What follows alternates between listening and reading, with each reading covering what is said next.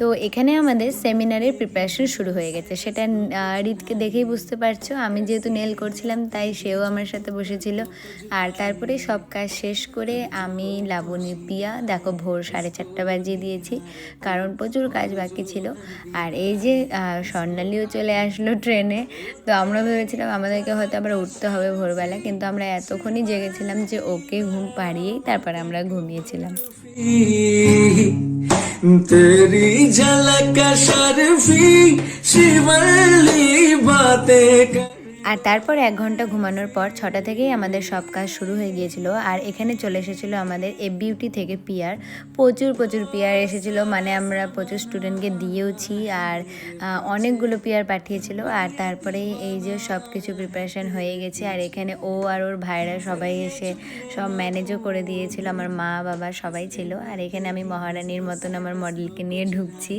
আর তার আগের সব প্রিপারেশান সবাই মিলে করেছে। তো যাই হোক, এই দিনটা আমার কাছে একটা উৎসবের মতনই বলতে পারো, বছরে একবারই করাই আমি এই সেমিনারটা। তো ভীষণ এক্সাইটেড থাকি। তো দেখো তেরি ঝলক শরফি শিবলি নয়না মদক বরফি তেরি ঝলক। আমার এই সেমিনারটা আরও বেশি এই জন্য ভালো লাগে, কারণ এখানে অনেক অজানা স্টুডেন্ট থাকে, মানে যারা আমার নিজের স্টুডেন্ট নয়, অথচ আমার কাজ দেখে আমাকে ভালোবেসে তারা জয়েন করে যে মুক্তিদিকে 2 দিন দেখবো, 2 দিন সাজানো দেখবো। তো এটার জন্য আমি আরও বেশি খুশি থাকি যে আমি কি বেস্ট দেখাতে পারি।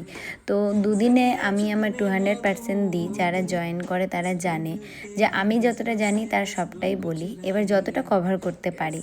আর তাছাড়াও আমাদের সেমিনার শেষ হয়ে যাওয়ার পরেও আমাদের যে গ্রুপটা থাকে সেখানে সত্যিই কোয়েশ্চেন অ্যান্সার চলে, যে কার কী অসুবিধা না। তো সেগুলো আমরা চেষ্টা করি যতটা পারার সবাইকে জবাব দেওয়ার। তো এইগুলি না খুব ভালো লাগে, মানে নতুন কিছু মানুষের সাথে পরিচয় হয়।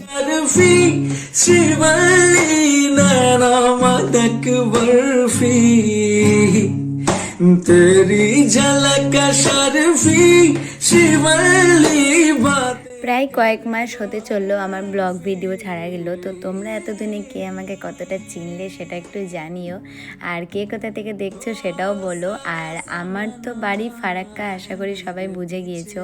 তো আমার নতুন এই স্টুডিওটাও ফারাক্কাতেই হয়েছে, আর আমার শ্বশুর বাড়িও ফারাক্কাতে। তো তোমরা তো মোটামুটি সবাই সব কিছু জেনে গিয়েছো, মানে আমার সব কিছু কাছাকাছি।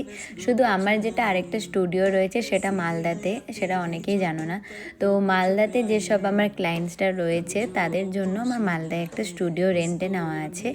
আর এই ফারাক্কার স্টুডিওটা আমার নিজস্ব, নতুন যেটা করলাম।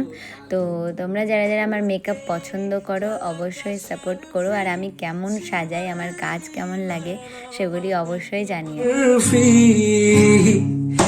तेरी झलक शर्फी शिवली बातें कर दो हर्फी। সেমিনারটা আমার 2 দিনের হয়। এটা ছিল ফার্স্ট দিনের ফার্স্ট লুক। সেকেন্ড লুক নিয়ে আমি পরের ভিডিওতে আসব। আর এখানে আমার সাথে ছিল দেখো নন্দিতা, যার কথা বলা হয়নি। তো নন্দিতা ছিল অ্যাঙ্কারিংয়ে, আরও ভীষণ ভালো অ্যাঙ্কারিং করে। আর তারপরে লাবণী পিয়ারও আমার সাথে ছিল, আমার হাজব্যান্ড, আমার ওর হাজব্যান্ডের টিম, মা বাবা সবাই ছিল। সবাই নিজের নিজের কাজে খুব ব্যস্ত ছিল, তো সেজন্য সবাইকে ঠিকভাবে দেখাতে পারলাম না।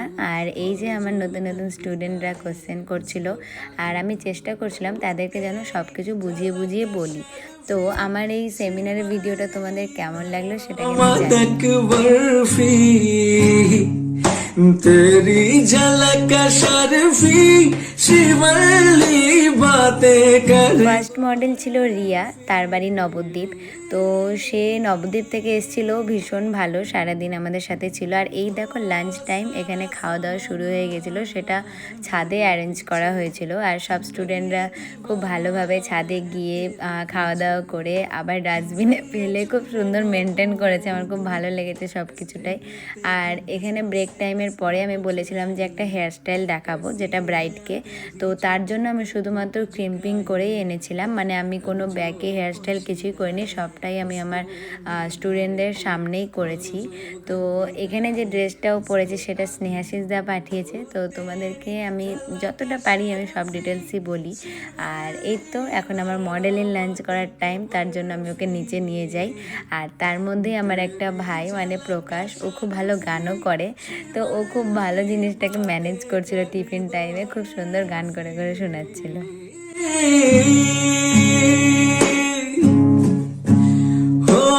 सारा जमाना है मेरे पीछे पर ये दीवाना है।